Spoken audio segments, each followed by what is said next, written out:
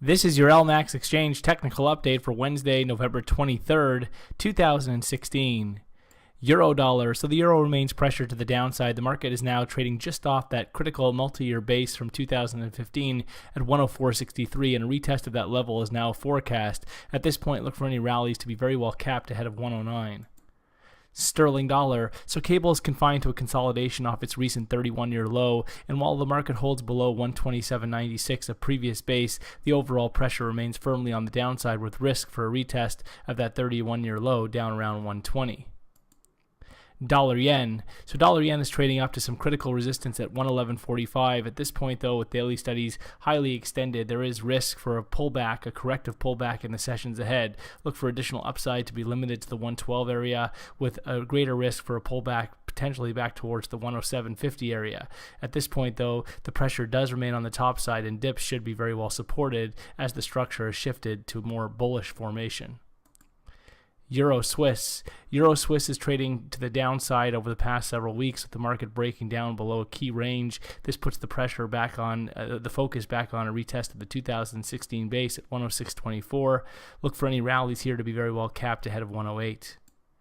Aussie dollar. So Aussie is seen as setbacks extend below some critical medium-term support at 74.21 in the previous week. This sets the stage for the next major downside extension towards key support at 71.45. Any rallies from here should be very well capped ahead of 76. Dollar CAD. So dollar CAD remains highly constructive, though we have been seeing a little bit of a pullback. The pullback is, though, corrective, and higher low is sought out ahead of the next major upside extension to fresh multi-week highs beyond 136 and towards the 140 area. Kiwi dollar. So Kiwi remains pressured to the downside, with any rallies seen well capped after the market recently took out psychological barriers at 70. Next key support comes in at 69.52, with a break below there to accelerate declines to the 65 area. Any rally should be very well capped ahead of 73. SPX 500.